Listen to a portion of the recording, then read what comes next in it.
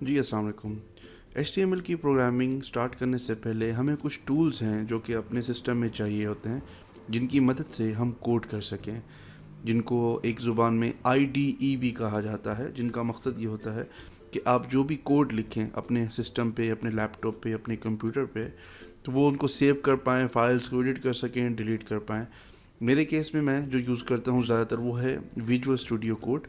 आप में से काफ़ी ज़्यादा लोग इसको जानते होंगे। अदरवाइज़ और भी बहुत सारे हैं। अगर आप सिर्फ ऑनलाइन जाकर गूगल के ऊपर लिखते हैं IDE फॉर HTML, तो आपको बेइंतहा ऐसे एडिटर्स मिलेंगे जिसमें PHP Storm भी है, इसके अंदर ये रैपिड PHP, एडोब ड्रीमवीवर जो कि बहुत पुराना वर्जन है, एटम है, और जो सबसे ज़्यादा इस्तेमाल होने वाला है वो है विजुअल कोड स्टूडियो, और इसके साथ फिर है सबलाइम। तो मेरे पास दोनों हैं, मैं सबलाइम भी यूज़ करता हूँ। सबलाइम हम ज़्यादा इस्तेमाल करते हैं CSS को लिखने के लिए, और विजुअल कोड स्टूडियो हम लिखते हैं अपना HTML लिखने के लिए।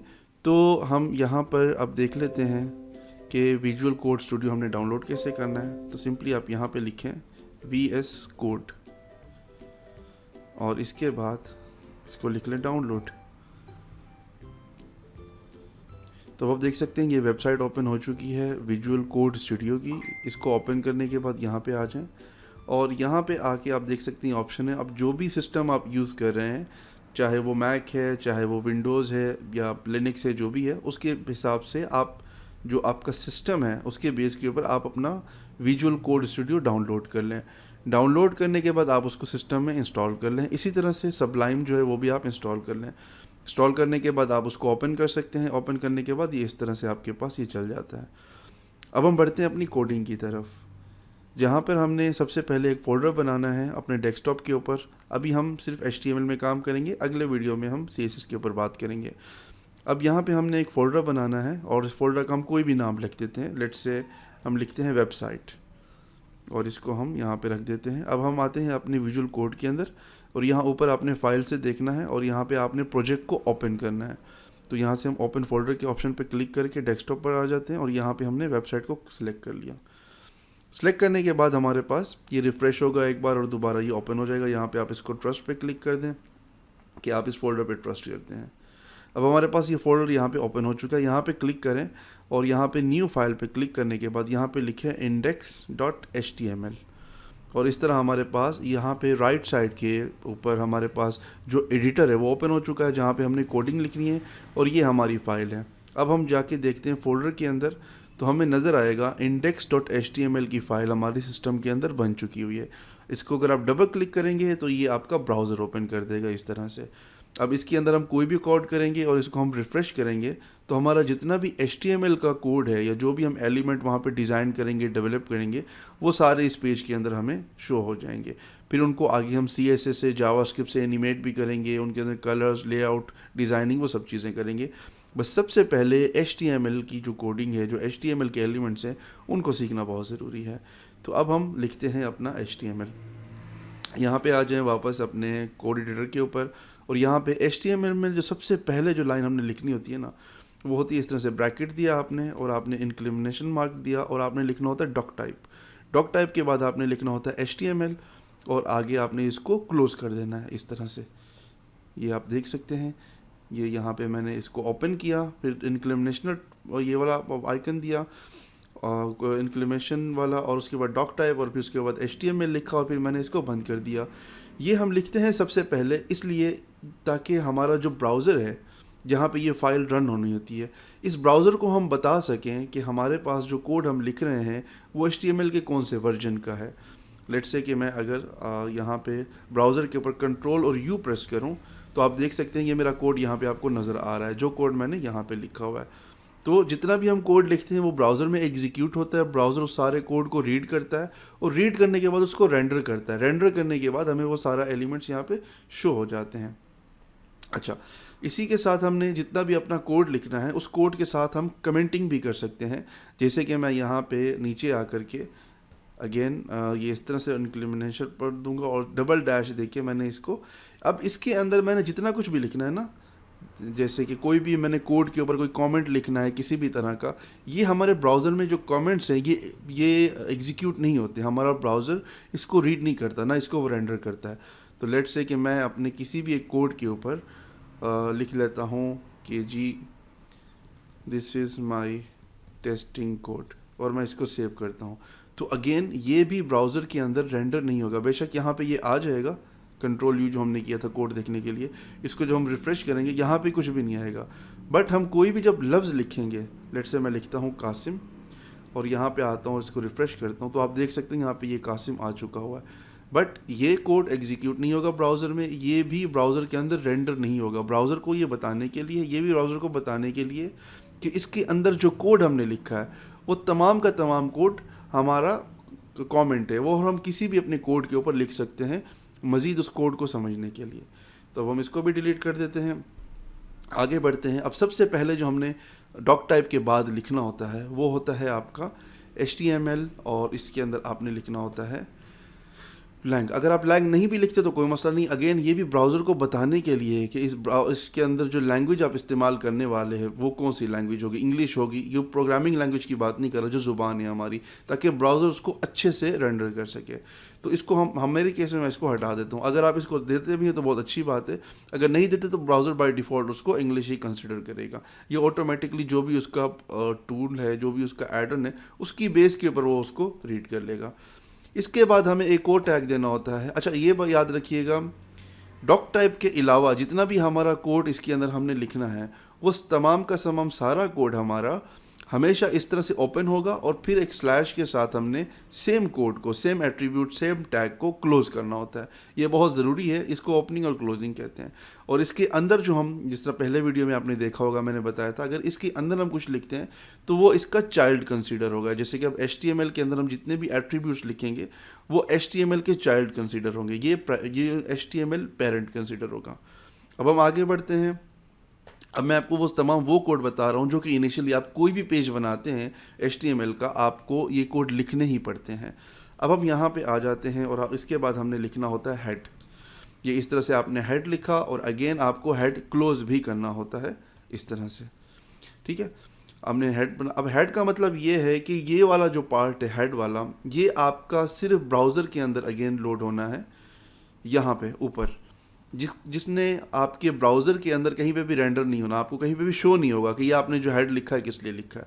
इसके अंदर हम बहुत सारी चीज़ें लिखते हैं, जैसे कि सबसे पहले हम इसके अंदर टाइटल लिख लेते हैं, ठीक है, और इसके अंदर लिख लेते हैं वेबसाइट पेज। अभी जो टाइटल हमने हेड के अंदर लिखा है, इसका क्या मकसद है? इसका मकसद ये है कि ब्राउज़र में जब आप आएंगे और आप पेज को रिफ़्रेश करेंगे तो आप ऊपर जो देख रहे हैं यहाँ पे टाइटल वेबसाइट पेज, मैं इसको चेंज करता हूँ, वेबसाइट कासिम लिख लेता हूँ, तो अब आप इसको देखेंगे यह वेबसाइट कासिम हो गया। तो जितने भी पेजेस है, जैसे कि आपने देखा विजुअल कोड ने अपना टाइटल लिखा हुआ है, तो ये इसी तरह से पेज के हर चीज़ के लिए हमारे पास कोई ना कोई एट्रीब्यूट है, कोई ना कोई टैग है, और हमने सारे एट्रीब्यूट्स को, सारे टैग्स को याद रखना है साथ। आगे बढ़ते हैं। इसके बाद हमारे पास और बहुत सारी चीज़ें, जैसे कि 5 आइकन आप देख रहे हैं, वो हम आगे चल के उसको भी स्टडी करेंगे कि वो कैसे बनाया जाता है, कहाँ उसका कोड लिखा जाता है। इसके बाद और बहुत सारी चीज़ होती हैं हमारी, जैसे CSS फाइल्स हैं, हमने अपने इस पेज के अंदर एक और फाइल को कनेक्ट करना है, इंटीग्रेट करना है, और वहाँ से हमने एक और मज़ीद कोड लिखना है CSS का, जिसकी बेस के ऊपर हमारी वेबसाइट का डिज़ाइन लोड होगा। या फिर हमने स्क्रिप्टिंग लिखनी है, जैसे कि मैं आपको यहाँ पे बताता हूँ, ये मैंने स्क्रिप्ट लिखा और इसके अंदर हम लिखते हैं सोर्स SRC, और इसको हम क्लोज करके इस तरह से इसके अंदर हम कोई भी फाइल लिखते हैं, जैसे कि app.javascript.js, ठीक है। अब ये app.js मुझे इस प्रोजेक्ट के अंदर ये फ़ाइल रखनी होती है, और वो फाइल इस पेज के अंदर इंक्लूड हो जाती है जब भी हमारी वेबसाइट रन होती है। तो ये सारी चीज़ें हमारी हेड के अंदर आती हैं। फ़िलहाल हम बहुत ही बेसिक चीज़ें से देखने वाले हैं, और हम आहिस्ता आहिस्ता एडवांस की तरफ जाएंगे। अब हम आ जाते हैं नेक्स्ट थोड़ा सा और आगे बॉडी की तरफ। हेड के अंदर हमने अपनी जो ज़रूरत की चीज़ें थी वो हमने दे दी। अब हम आ जाते हैं बॉडी की तरफ। बॉडी के अंदर हमने लिखना होता है इस तरह से, अपने एंगल दिया, एंगल देने के बाद आपने लिखा बॉडी, और फिर आपने इसको बंद कर दिया। अब आप यहाँ पे आ जाए। अब इसके अंदर आपका बॉडी के अंदर जितना भी आपने कंटेंट लिखना है अपने पेज का, जो रेंडर होने वाला है, वो आपने यहाँ पर लिखना है। जैसे कि मुझे इसने ऑटोमेटिकली बता दिया, हमने लिखना है सबसे पहले, फॉर एग्जांपल हमने H1 का टैग लगाया। H1 का मतलब है हेडिंग। 6 किस्म की हेडिंग्स होती हैं, 1 से लेके 6 तक। हम ये सारी टेस्ट कर लेते हैं, बल्कि बहुत ज़्यादा हो जाएगा, हम सिर्फ 1 से लेके 6 तक लिख लेते हैं। तो आप देख सकते हैं यहाँ पे मैंने किस तरह से लिखा है। यहाँ पे मैंने H1 का टैग लगाया, अपना जो भी मुझे डाटा लिखना था, जो पैराग्राफ मुझे लिखना था, राइटिंग करनी थी, वो मैंने किया, उसको मैंने बंद कर दिया। फिर मैंने H6 का भी लगा दिया इधर, और H6 को भी मैंने क्लोज कर दिया। अब हम देखते हैं इससे होता क्या है। तो आप ये देख सकते हैं, ये ऊपर जो आपको शो हो रहा है, ये इतना बड़ा शो हो रहा है, सेम टेक्स्ट बिल्कुल छोटा शो हो रहा है नीचे। इसका मकसद ये है कि हमारे सिस्टम के अंदर 6 किस्म की हेडिंग्स होती हैं, 1 से लेके 6 तक। हमने अगर कोई भी ऐसा पैराग्राफ लिखना है जो कि बड़ा है, जो कि बहुत ज़रूरी है, और उसको हम हाईलाइट करना चाहते हैं, तो हम हेडिंग के थ्रू उसको लिख सकते हैं। ये साथ साथ आप प्रैक्टिस करते जाएं अपने साथ, ठीक है। अब हम आ जाते हैं, पेज रिफ्रेश करते हैं, तो आप देखें ये H1, फिर H2, H3, H4, H5, H6, ये 6 हेडिंग्स हैं हमारी। फिर इसके बाद अमूमी तौर पे जो आपने अल्फाज देखे होंगे लिखे जाते हैं वेबसाइट्स के अंदर, जैसे कि मैं आपको ये विजुअल इसकी दिखा देता हूँ। जैसे कि यहाँ पे ये हेडिंग लिखी हुई है, और नीचे जो है ये पैराग्राफ है। पैराग्राफ का जो टैग होता है, जो एट्रीब्यूट होता है, वो होता है P। हमने P लिखना है, और P को ओपन और क्लोज करना है, और इसके बाद हम यहाँ पे आ गए। यहाँ पे आने के बाद हमने इसके अंदर लिख दिया माई पैरा फॉर एग्जांपल, और यहाँ पे आके हम इसको ओपन करके करते हैं, तो आप देख सकते हैं ये पैराग्राफ हमारा आ गया, ठीक है। इसी तरह से हमारे पास और बहुत सारे टैग्स हैं जो कि रिलेट करते हैं, बट हम स्टेप बाय स्टेप सबकी तरफ चलेंगे। आगे हमारे पास फॉर्म्स हैं, हमारे पास और बहुत सारी चीज़ें हैं। तो ये तो हमारा सिंपल सा टैग्स हो गया और HTML का। और इसके बाद हम आगे जो चीज़ें देखने वाले हैं वो है फॉर्म्स। फॉर्म्स के बहुत सारे एलिमेंट्स होते हैं, अब हम वो देखते हैं। अब हम बात कर लेते हैं फॉर्म्स की। ये वाला कोड मैं रिमूव कर देता हूँ, याद रहे सिर्फ बॉडी के अंदर जो कोड है वो आपने रिमूव करना है। अब यहाँ पे हम H1 का टैग लिख के इसके साथ हम लिखते हैं फॉर्म्स, ठीक है। और मैं बताता भी हूँ कि फॉर्म्स क्या काम करते हैं। ये मैं आ गया यहाँ पे, इसको हम रिफ़्रेश करेंगे तो यहाँ पे आ गया फॉर्म्स। वेब पेज के अंदर अक्सर आपने देखा होगा बटन्स होते हैं, जैसे कि यहाँ पे आपको ये शो हो रहा है। फिर उसके बाद ये इनपुट है जहाँ पे आप कुछ टाइप कर सकते हैं, ठीक है। फॉर्म्स में सिलेक्ट बॉक्स होते हैं, आप सिलेक्शंस कर सकते हैं, और ये बहुत ज़्यादा रोल प्ले करते हैं जब आपने कोई डाटा एंट्री करनी होती है, जब आपने कोई सबमिशन फॉर्म बनाना होता है, जब आपने यूज़र से कोई ना कोई इन्फॉर्मेशन लेनी होती है, तो इसके लिए आप फॉर्म्स इस्तेमाल करते हैं। नॉर्मली अगर आपने कोई फॉर्म सबमिट करना है, उसके लिए जो कोड इस्तेमाल होता है वो मैं आपको बता देता हूँ। जैसे कि हम लिखते हैं फॉर्म, और उस फॉर्म के अंदर हम अपना जो एक्शन है वो डिफ़ाइन करते हैं इस तरह से। और फिर उसके बाद लेट्स से कि हम लिखते हैं जी, एक्शन के अंदर हम लिखते हैं, एक फ़ाइल है index.php, हमारा जो डाटा है हमने PHP की फ़ाइल को पास करना है, और इसके अंदर हम अपना जो भी कोड है वो लिखते हैं। लेट्स से कि हम लिखते हैं इनपुट। इस तरह से हमने ब्रैकेट देनी होती है, इनपुट लिखना है, और फिर इस इनपुट के आगे टाइप, जो भी इस इनपुट का टाइप है वो आपने लिखना है। और फिर उसके बाद आपने इसको जो वैल्यू अगर आप प्री डिफ़ाइन देना चाहते हैं तो वो आप डिफ़ाइन कर सकते हैं कि बाय डिफ़ॉल्ट इसके अंदर, इस इनपुट के अंदर क्या वैल्यू आना चाहिए। अगर आप कोई प्लेस होल्डर देना चाहते हैं, लेट्स से हम एक कॉन्टैक्ट फॉर्म बना रहे हैं ना, तो हम यहाँ पे लिखते हैं प्लेस होल्डर, और इसके अंदर हम लिख देते हैं नेम, ठीक है। और अब हम इसको यहाँ पे देख लेते हैं, इधर रिफ्रेश करते हैं, तो अब देखते हैं यहाँ पे ये हमारे पास ये एक आ गया, और इसके अंदर आप जो देख रहे हैं नेम जो लिखा हुआ है ये प्लेस होल्डर है। हम जैसे ही टाइप करेंगे वो गायब हो जाएगा, ठीक है, ताकि हम यूज़र को बता सके कि उसने क्या इन्फॉर्मेशन है जो उसने यहाँ पे देनी है हमें। अब हम यहाँ पे आ जाते हैं वापस, और इधर हम एक और सेम, इसको हम शिफ्ट आल्ट और एरो डाउन जब जैसे क्लिक करेंगे तो सेम ऊपर वाला कोड नीचे कॉपी होके आ जाएगा, हमें बार बार कोड नहीं लिखना पड़ेगा। इसके अंदर हम यहाँ पे लिख लेते हैं ईमेल, और इसको हम जो टाइप है वो हम कर देंगे ईमेल, ठीक है। अच्छा, याद रहे ये जो इनपुट है मैंने बताया था, अगर बाय डिफ़ॉल्ट कोई वैल्यू देनी है, तो अगर मैं वैल्यू में यहाँ पे कासिम लिख दूँ, तो आप यहाँ पे इसे जैसे रिफ़्रेश करेंगे तो बाय डिफ़ॉल्ट यहाँ पे कासिम लिखा हुआ आएगा। तो ये किसी किसी केस में ये चीज़ की ज़रूरत होती है कि जैसे ही वेबसाइट लोड हो, आप बाय डिफ़ॉल्ट कोई वैल्यू पास करना चाहते हैं, अगर आपने पास नहीं करनी तो इसको आप खाली रहने दें, ठीक है। अच्छा, ईमेल आ गए। इसके बाद हमें एक बड़ा सा हमें मतलब एक ऑप्शन चाहिए जहाँ पे हम काफ़ी ज़्यादा पैराग्राफ लिख सकें। ये तो बहुत छोटे हैं ना, तो उसके लिए हम जो यूज़ करते हैं वो टेक्स्ट एरिया, और अगेन हम फॉर्म के जो हमारा पेरेंट है उसका हम चाइल्ड बनाएंगे और इसके अंदर हम लिखेंगे टेक्स्ट एरिया इस तरह से। और विजुअल कोड इस्तेमाल करने का यही फ़ायदा है कि यहाँ पे आप थोड़ा सा कोड लिखते हैं, बाकी ऑटो कम्प्लीटली आपको दे देता है, अदरवाइज़ ये सारी चीज़ें आपको मैनुअल लिखनी पड़ती हैं। तो ये टेक्स्ट एरिया है जी हमारे पास, इसको टाइप देने की ज़रूरत नहीं है, ये by default he text area है, मतलब इस by nature he text area है। और इससे ये ऑटोमेटिकली ब्राउज़र को बता देता है कि यहाँ पे काफ़ी ज़्यादा जो टेक्स्ट है वो आने वाला है। इसकी लंबाई और इसकी विड्थ और हाइट जो है ना आप सेट कर सकते हैं कॉलम्स और रोज़ की बेस के ऊपर। तो हम यहाँ पे इसको रिफ़्रेश करते हैं और यहाँ पे हम देखते हैं हमारे पास ये आ चुका है। अब इसका जो प्लेस होल्डर है उसके लिए आपको यहाँ पे इसके अंदर जो भी टेक्स्ट है आप वो दे सकते हैं। जैसे कि आप यहाँ पे लिखते हैं टेक्स्ट, तो आप देखें इसके अंदर ये टेक्स्ट आ चुका है एज अ वैल्यू जो कि हमने लिखा था। इसको आपको वैल्यू वहाँ पे देने की ज़रूरत नहीं है। अच्छा, एक फॉर्म लिखने के लिए हमें चाहिए होता है नेम, ईमेल और टेक्स्ट एरिया। अच्छा, इनको क्योंकि ये एक साथ आ रहे हैं तो हमें थोड़ा सा HTML में जो एक पॉसिबिलिटी, अदरवाइज़ तो बहुत ज़्यादा डिज़ाइन नहीं कर सकते चीज़ों को, बट जो थोड़ा बहुत ऊपर नीचे आगे पीछे करने की पॉसिबिलिटी है वो हम कर लेते हैं। जैसे कि हमने हर इनपुट के बाद एक कोड देना है BR का। BR का मतलब है ब्रेक, तो हमने नेम के बाद ब्रेक दे दिया। अगर हम इसको रिफ़्रेश करेंगे तो नेम ऊपर आ गया, टेक्स्ट नीचे आ गया। अब टेक्स्ट के बाद हम फिर इसको एक और ब्रेक दे देते हैं अपना ईमेल के बाद। इससे ये होगा कि हमारा फॉर्म जो है ना वो जो है ना वो हॉरिजॉन्टल शेप में आ जाएगा और इस तरह से हम इसको इजीली देख पाएंगे। और इसके नीचे हम जो हमारा टेक्स्ट एरिया इसके नीचे भी BR दे देते हैं और यहाँ पे एंड में हम क्या करते हैं, हम एक सबमिट का बटन लगा देते हैं। तो हमने यहाँ पे बटन लगाया, अगेन जो हमारा HTML का फॉर्म है उसी तरह से हमने बटन को ब्रैकेट में ओपन किया और नीचे फिर उसको हमने स्लैश के साथ क्लोज कर दिया। जितने भी एट्रीब्यूट्स आप देखेंगे वो आपको इसी तरह से नज़र आएंगे, क्लोज, ओपन और क्लोज, सिवाय चंद के जिस तरह ये इनपुट है इसको आपने क्लोज नहीं करना, ये सिर्फ ऐसे ही रहता है। जिस तरह BR का कोड है, जिस तरह ऊपर हमारे पास डॉक टाइप का कोड है, ये सारी चीज़ें बंद नहीं होती। बाकी अदरवाइज यू समझे 99% HTML के जितने भी एट्रीब्यूट्स हैं वो तमाम के तमाम क्लोज होते हैं। अब हम आ जाते हैं यहाँ पर, इसको हम रिफ़्रेश करते हैं तो आप देखिए नीचे हमारा बटन भी आ गया है।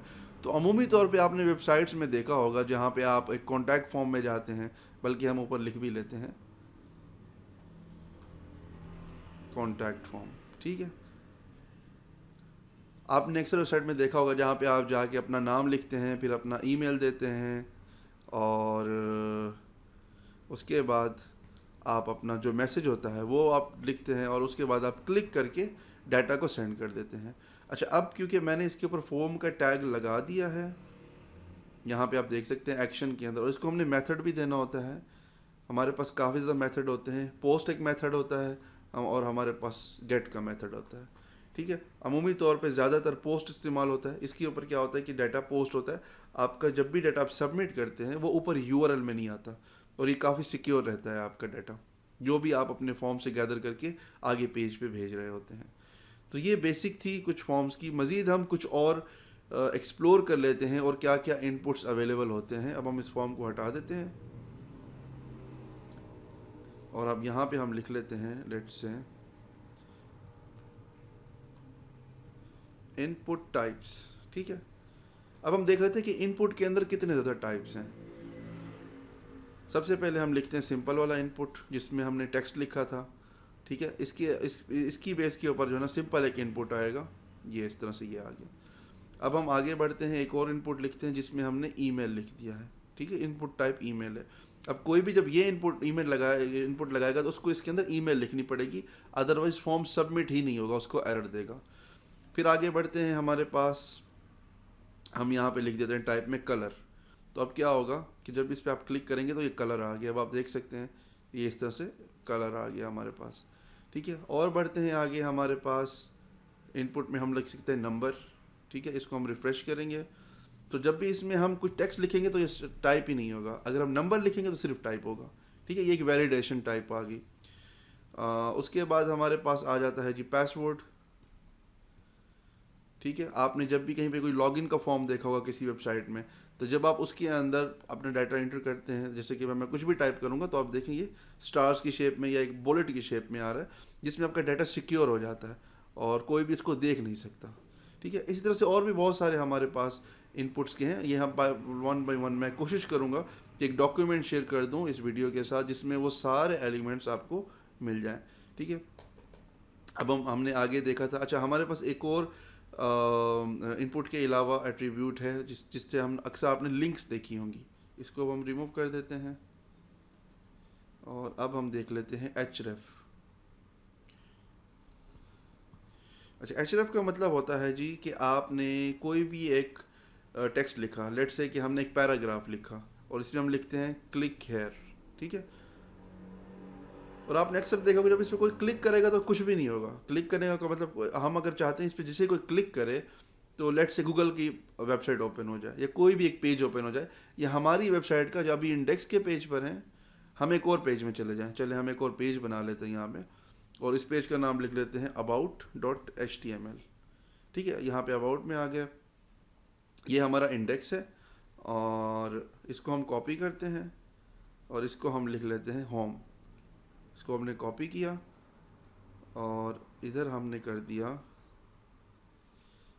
अच्छा यहाँ पे हमने जो अपना पैराग्राफ लिखना है href का वो इस तरह से लिखना है और इसको हमने कर दिया html होम और फिर उसके अंदर हमने, आप ये पैराग्राफ को बेशक हटा दें, हम सिर्फ एंकर टैग लिखते हैं। एंकर का मतलब है जो लिंक हमने देनी, और यहाँ पे हम लिख देते हैं अबाउट और यहाँ पे हमने लिख दिया अबाउट, ठीक है। इसको कॉपी किया हमने और हम आगे अबाउट में हमने इसको सेव कर दिया और इस पेज का नाम हमने लिख दिया अबाउट। अब आप देखिए हमारे पास दो लिंक्स आ रहे होंगे, ये होम और अबाउट। अब जैसे ही मैं अबाउट पे क्लिक करूँगा तो आप देखिए मैं अबाउट पे चला गया, ठीक है, और होम मेरा पीछे रह गया। और अगर मैं होम पेज मुझे जाना है तो मैं यहाँ पे क्लिक करूँगा, इस तरह मैं होम पेज पे आ जाऊँगा। तो ये मेरा एंकर टैग है, ठीक है। और इसी तरह से हमारे पास बहुत सारी चीज़ें हम इसके साथ कर सकते हैं। लेट्स से कि अगर आप ऑन क्लिक आप ये चाहते हैं जैसे आप इसके ऊपर क्लिक करें तो क्लिक करने के बाद आपका जो पेज है सेम इस पेज में ना ओपन हो, एक नया टैब ओपन हो, उसके अंदर जाके ये रिफ्लेक्ट हो जाए। तो हम क्या करेंगे, इंडेक्स पे आएंगे और यहाँ पे आके हमें करना ये होगा, हम यहाँ पे टारगेट मेंशन करेंगे और इसको आपने देना है अंडरस्कोर और यहाँ पे आप लिख दें ब्लैंक और सेम यही कोड आप कॉपी कर लें और कोड कॉपी करके नीचे दे दें। अब हम इस सबको सेव करते हैं, अबाउट पे आ जाते हैं और यहाँ पे इसमें सेव कर देते हैं। सेव करने के बाद हम यहाँ पे ऊपर लिख देते हैं अबाउट। अब आप देखिएगा जैसे ही हम इस पर क्लिक करेंगे अबाउट पे तो ये एक न्यू पेज ओपन हो गया और न्यू पेज के अंदर ये चीज़ें आ गई। अब हम चाहें तो इधर एक और पेज भी दे सकते हैं, लेट से कि हम कहते हैं इसकी क्लिक करने के ऊपर जैसे कि एक्सटर्नल पेजेस होते हैं वो ओपन हो जाए। यहाँ पे हम लिखते हैं गूगल। तो अब हमारे पास यहाँ पे गूगल आ गया। अब जैसे हम यहाँ पे क्लिक करेंगे तो आप देख सकते हैं ये लोडिंग हो रही है और लोडिंग के बाद ये गूगल का पेज हमारे पास ओपन हो गया, ठीक है जी। ये इस तरह से हमारे पास काफ़ी लिंक्स बन सकते हैं, हम अपने लिंक्स बना सकते हैं। अब हम आ जाते हैं जी आगे इमेजेस की तरफ। यहाँ पे हम लिखते हैं इमेजेस और अब अगर हमें अपने इस पेज के अंदर कोई ना कोई इमेज देनी है, जैसे कि आप देख रहे हैं इन्होंने ये इमेजेस दी हुई हैं। लेट से हम ये एप्पल का लोगो है इसको हम लेट से एक और ओपन कर लेते हैं एप्पल इमेज, ठीक है, ओरिजिनल वाला एप्पल आ गया। तो आपके पास अब कोई भी इमेज है आप अपनी वेबसाइट पे उसको लोड कराना चाहते हैं तो अब हमने इसको सेव किया इस इमेज को हमारे डेस्कटॉप के ऊपर वेबसाइट के अंदर, ठीक है। यहाँ पे हमने एक फ़ोल्डर बनाना है, उस फोल्डर का नाम लिखना है एसेट्स। वैसे आप रूट पे भी रख सकते हैं, रूट मतलब मेन फोल्डर पे भी, बट एक स्ट्रक्चर होना बहुत ज़रूरी है। और एक और फोल्डर बनाते हैं उसका नाम लिखते हैं IMG मतलब कि इमेज और यहाँ पे हम लिख देते हैं जी एप्पल, ठीक है। अब हमारे पास ये एप्पल की इमेज लोकल सिस्टम पे आ चुकी है। हम अब क्या करेंगे, यहाँ पे हम अगेन लिखेंगे इमेज का टैग और इस तरह से आपने इसको ओपन करना है। और अगेन इमेज का जो एट्रीब्यूट जो टैग है उसको क्लोजिंग की ज़रूरत नहीं होती, ठीक है। अच्छा, इसमें हमने सबसे पहले लिखना है इमेज का टैग ओपन करना है और फिर उसको हमने लिखना है SRC जिसका मतलब है सोर्स। और सोर्स के अंदर हमने क्या लिखना है एसेट्स /img/apple.jpg और ये जो alt है इसके अंदर आपने लिख लेना है एप्पल, जो भी इमेज का नाम है। ये तब रेंडर होता है जब आपकी इमेज नहीं होती तो ये टेक्स्ट शो होता है। अब हम इसको रिफ्रेश करते हैं तो अब देखिए हमारा जो एप्पल है वो आ गया बड़ा बेहतरीन। अब लेट से आपने इमेज का पाथ गलत दे दिया था, उसको इमेज नहीं मिली, तो अब क्या करेगा वो जो नाम आपको यहाँ पे शो हो रहा है एप्पल, वो इसकी पेज के ऊपर शो हो रहा है। ठीक है। अच्छा, इमेज के बहुत सारी चीज़ें हम इसके साथ कर सकते हैं। हमें इमेज की हाइट देनी है, विड्थ देनी है, वो सारी चीज़ें हम HTML पे दे सकते हैं। CSS में भी नो डाउट हम उसको कर सकते हैं, इमेजेस को हाइट देना, विड्थ देना, छोटा बड़ा करना। अब लेट से कि हम यहाँ पे लिखते हैं विड्थ, हम इसकी डिफाइन करते हैं 200। अब हम यहाँ पे आते हैं, वापस इसको रिफ्रेश करते हैं, तो आई थिंक इसके ऊपर अप्लाई नहीं हुआ, बट अब ट्राई करते हैं। अब आप देख सकते हैं कि कितना 20 पिक्सल पे चला गया। इसी तरह से हम जितना इसको बड़ा करना चाहे हम कर सकते हैं। हम चाहे यहाँ पे अपना हाइट सेट कर सकते हैं, ठीक है ना। हमें हाइट लेट से 500 चाहिए और विड्थ हमें सिर्फ 10 चाहिए, तो ये इस तरह से स्ट्रेच हो जाएगी। तो जो भी आप उसको साइज सेट करना चाहें इमेज का, आप यहाँ पे इजीली कर सकते हैं। ठीक है जी, ये हमारा इमेजेस का टैग हो गया HTML के। बहुत ही आसान है, आप लोग देख सकते हैं, कोई इतना मुश्किल नहीं, कोई इतना कॉम्प्लिकेटेड नहीं है। अच्छा, अब हम बात करते हैं आई फ्रेम के ऊपर। मतलब कि आप किसी भी और वेबसाइट को अपनी वेबसाइट के अंदर लोड करना चाहते हैं। और यहाँ पे हम लेट से हम चाहते हैं कि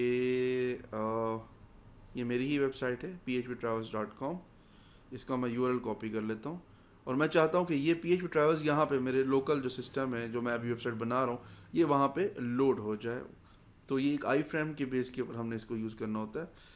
इस तरह से हमने आई फ्रेम लिखना है। अगेन ये क्लोज होता है और इसमें हमने सोर्स देना है जिस तरह हमने इमेज में दिया था, और इसको हमने अपनी वेबसाइट दे देनी है। That's it. और इसके बाद हमने इसको रिफ़्रेश करेंगे। जैसे ही रिफ़्रेश करेंगे आप देख सकते हैं वेबसाइट यहाँ पे लोड हो गई है, जो एक्सटर्नल कोई भी वेबसाइट हो। अब अगेन हमने इसको विड्थ सेट कर सकते हैं, ठीक है, 100 कर दें या फिर 100% कर दें। उससे ये होगा कि जो फुल ये जो है ना हमारे पास आ जाएगी। इसको रिमूव कर दें। ओके, सब ठीक है। और इसके अंदर हम 400 कर देते हैं। हाँ, ये आप देख सकते हैं अब ये काम कर रही है। इसको हम 600 कर देते हैं। तो अब आप देख सकते हैं ये एक एक्सटर्नल वेबसाइट है मेरी, जो कि यहाँ पे लोड हो रही है इसके अंदर, जिसको नहीं होना चाहिए था, क्योंकि ये तो phptravels.com एक मेरी एक्सटर्नल वेबसाइट है और इसको मैंने लोड कर लिया है अपनी इस वेबसाइट के अंदर। और इसको कहते हैं आई फ्रेम। आई फ्रेम की बेस के ऊपर आप ज़्यादातर वेबसाइट को लोड कर सकते हैं लोकली, अपने जो भी वेबसाइट बना रहे हैं उसके अंदर, किसी भी तरह की वेबसाइट को। तो अब हम बढ़ते हैं आगे, इसको हम यहाँ पे क्लोज करते हैं।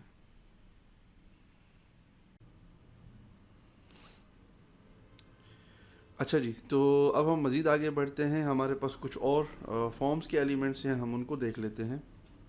ये थोड़ा सा अब हम एडवांस की तरफ जाने लगे हैं। जैसे कि मैंने H1 लिखा और हम यहाँ पे लिखते हैं फॉर्म एलिमेंट्स, जिनमें हमारे पास हमने सबसे पहले जो बेसिक इनपुट्स हमने वो देखे थे। अब हम देख लेते हैं थोड़े से एडवांस लेवल के इनपुट्स। जैसे कि फॉर्म के अंदर हमारे पास आ गया चेक बॉक्स।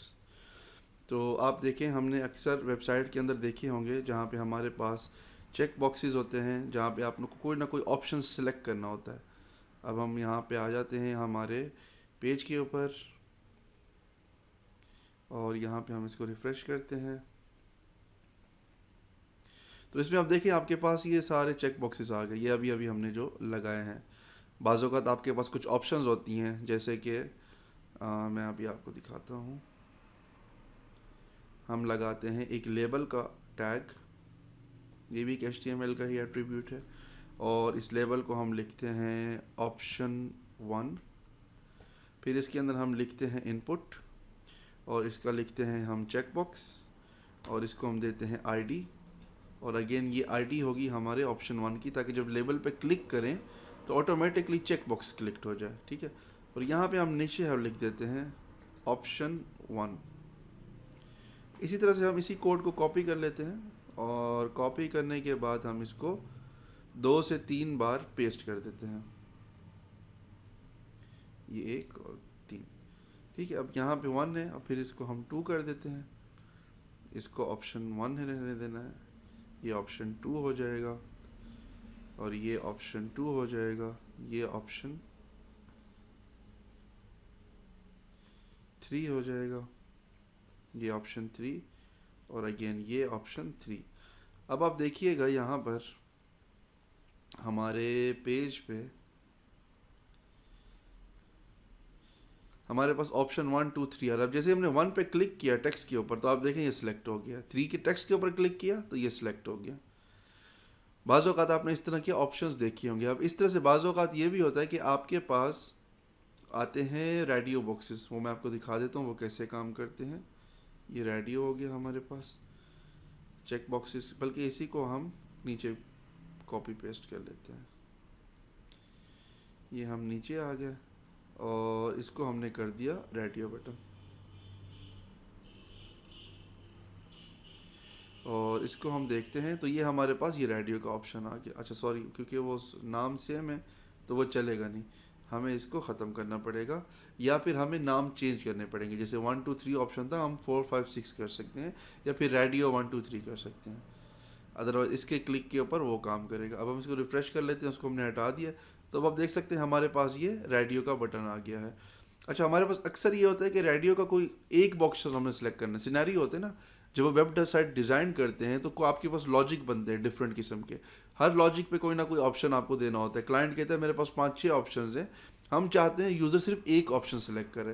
पहले मैं बता देता हूँ इसका जो बेहतरीन तरीका है एक ऑप्शन सेलेक्ट करने का, क्योंकि यहाँ पे तो तीनों सेलेक्ट किए जा रहे हैं ना, और चेक बॉक्सेस में भी यही होता है, 3 सेलेक्ट किए जाते हैं। लेकिन अगर सिर्फ एक ऑप्शन सेलेक्ट करना है तो उसका मैं आपको तरीका बता देता हूँ। एक तो उसका तरीका जो बेहतरीन तरीका कि आप सिलेक्ट बॉक्स लगाएं। ये हमने यहाँ पे सिलेक्ट लगाया और सिलेक्ट के अंदर हमने दिए ऑप्शंस, ये इस तरह से, ठीक है ना। अब इस ऑप्शन के अंदर आपने वैल्यू देनी है। यहाँ पे आप देखते हैं जैसे कि कासिम अहमद हमज़ा, ठीक है, ये 3 मैंने ऑप्शन दे दिए सिलेक्ट के अंदर। अब यहाँ पे जब हम आएंगे तो हमारे पास ये सिलेक्शन ऑप्शन आ गया है। तो इसमें यूज़र एक ही ऑप्शन सेलेक्ट कर सकता है बाय डिफ़ॉल्ट, एक तो ये सीन बना सकते हैं। लेकिन अगर आप चाहते हैं कि यूज़र इन्हीं में से एक सिलेक्ट करे, जब भी क्लिक करे बाकी अनसेलेक्ट हो जाए, ये भी बड़ा आसान है, इतना मुश्किल नहीं है। हमें सबको वैल्यू सेम देनी पड़ेगी सिंपली, ठीक है। यहाँ पे आप आ जाएं और यहाँ पे आप वैल्यू दें और यहाँ पे आप लिख लें well for example, sorry not value, name. सबका आपने नेम सेम देना है। उस नेम में आप कोई भी चीज़ दे दें, क्योंकि ये नेम की बेस के ऊपर वैल्यू आपकी आगे जाती है।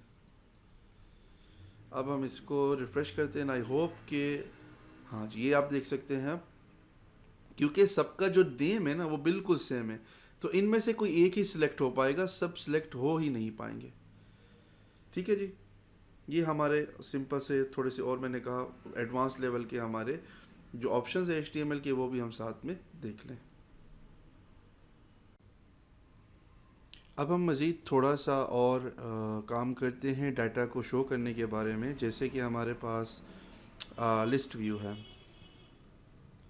अब अगर हमने डाटा को शो कराना है तो उसके लिए ऑब्वियसली हमें एक लिस्ट की फॉर्म में अगर हमने शो कराना है तो उसके लिए हम जो यूज़ करते हैं वो है UL का टैग, और इसके अंदर जो है ना हम इसको एक्चुअली लिस्ट ही कहा जाता है, और इसके अंदर हम LI लिखेंगे। LI का मतलब है लिस्ट, और इसको अगर हम इस तरह से यहाँ पे लेके, यहाँ पे अगर हमने नंबरिंग शो करानी है लेट से, या फिर नाम शो कराने हैं, Qasim again, Ahmad and again Hamza, तो अब आप देखिएगा यहाँ पे आपको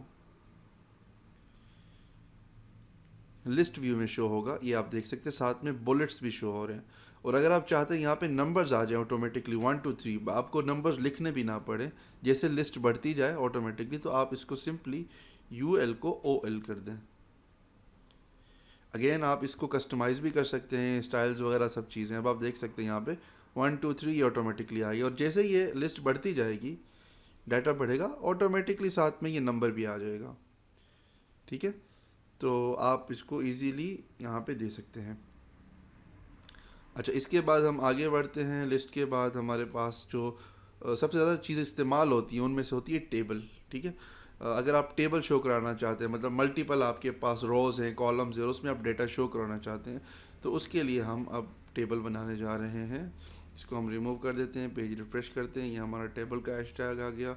अब यहाँ पे हमने लिखना है टेबल, और इसको हमने इस तरह से टेबल आपने ओपन किया और बंद किया। अब सबसे पहले जो टेबल का ऊपर वाला जो अपर पोर्शन होता है, टेबल का हेड होता है, आपने लिखना है टी हेड, ठीक है, टेबल हेड, और इसको आपने टैब प्रेस करके इस तरह से ये बना लेना। मतलब ये आपका पेरेंट हो गया और आगे ये आपका चाइल्ड हो गया। अब चाइल्ड के अंदर आपने सबसे पहले क्या देना है, आपने लिखना है इस तरह से टी आर, और फिर उसके बाद आपने टी आर लिखना है, मतलब कि टेबल के ऊपर जो सबसे पहले जो रोज़ है आपकी, ये टेबल रो है, इसके अंदर आपने टेबल हेड का एक और जो है ना वो आ जाएगा।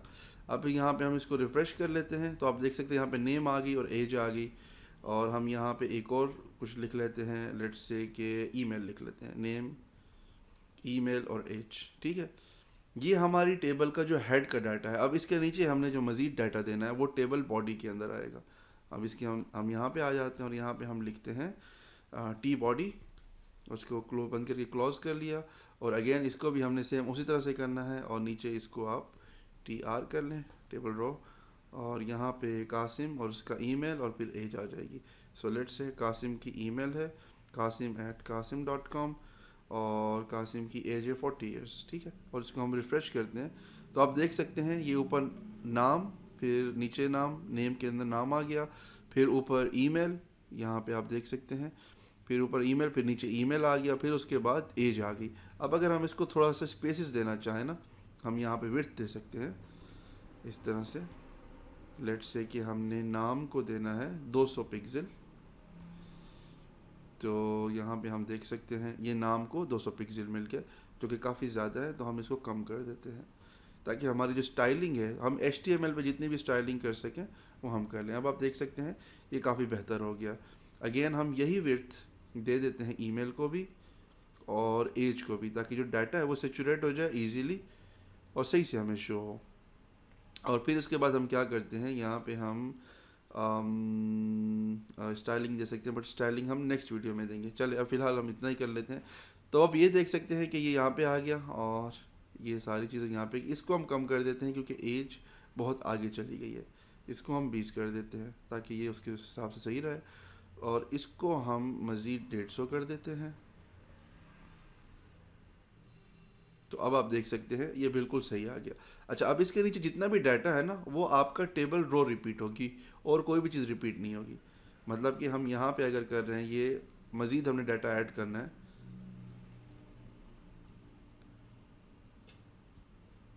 ठीक है। अब यहाँ पे लेट से आता है अहमद, और यहाँ पे अहमद की ईमेल आ जाती है, यहाँ पे अहमद का ईमेल का डोमेन नेम आ जाता है, और यहाँ पे अहमद है लेट से 10 साल का, और फिर उसके बाद है जी हमज़ा, अगेन हमज़ा का ईमेल आ जाएगा, हमज़ा का डोमेन नेम आ जाएगा, और फिर हमज़ा लेट से है जी 2 साल का या 5 साल का, 25 साल का। चले इसको रिफ़्रेश करेंगे तो आप देख सकते हैं ये हमारे पास जो टेबल है उसके नीचे बेहतरीन किस्म का डाटा आ गया है। ऊपर हमने टेबल का हेड दिया, फिर टेबल की बॉडी दी, बॉडी के अंदर ये सारा हमने डाटा दे दिया, ठीक है। अब चाहे तो हम इसको स्टाइलिंग दे सकते हैं, बहुत सारी चीज़ें हम कर सकते हैं, वो आगे हम CSS की जो क्लास है उसमें पूरे तरीके से हम काम करेंगे, और फिर एंड में हम एक वेबसाइट भी बनाएंगे HTML CSS सारी चीज़ों को मिला करके। अभी ये सिर्फ बेसिक HTML हमने इसमें कवर की है।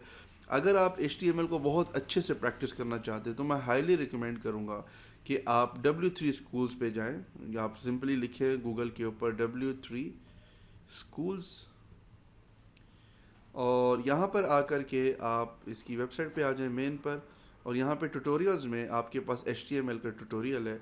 यहाँ पे आप साइड पर देख रहे हैं सारे HTML के कोड्स हैं। सबसे पहले आपको होम पे उसका इंट्रोडक्शन आ जाता है, इंट्रोडक्शन को आप अच्छे से स्टडी कर लें। ये सब ये वही डॉक टाइप है जो मैंने आपको बताया, HTML हेड टैग्स, ये सारे पैराग्राफ, ये सारी चीज़ें आ गई। साथ में एक्सरसाइजेज भी हैं, वो भी आप कर सकते हैं। और अगेन ये एक इंट्रोडक्शन का पेज है, इसको आप स्टडी करें। फिर उसके बाद HTML के जो एलिमेंट्स हैं उनको आप स्टडी करें, क्या क्या काम करते हैं, कैसे काम करते हैं, और आहिस्ता आहिस्ता आप कोशिश करें कि आपको HTML पूरा ये ऊपर से लेके एंड तक, नीचे तक, ये सारा आप क्लियर कर लें। तो इससे आपका HTML क्लियर हो जाएगा। और फिर इसके साथ हम जब नेक्स्ट अपना CSS का कोर्स बनाएंगे वो भी आप यहाँ पे प्रैक्टिस कर सकते हैं CSS का, क्योंकि इस इनिशियल कोर्स के अंदर आपको HTML और CSS आना बहुत ज़रूरी है। फिर आगे हम Aahista Aahista JavaScript, PHP, Python, MySQL, ये सारी चीज़ों की तरफ जाएंगे। तो ये HTML का एक छोटा सा ट्यूटोरियल टाइप वीडियो था, जिसमें मैंने कोशिश की कि मैक्सिमम जो मैं HTML को कवर कर सकता हूँ वो इसके अंदर मैं कवर कर लूँ। अपना बहुत ख्याल रखिएगा। अल्लाह हाफिज़। वीडियो देखें।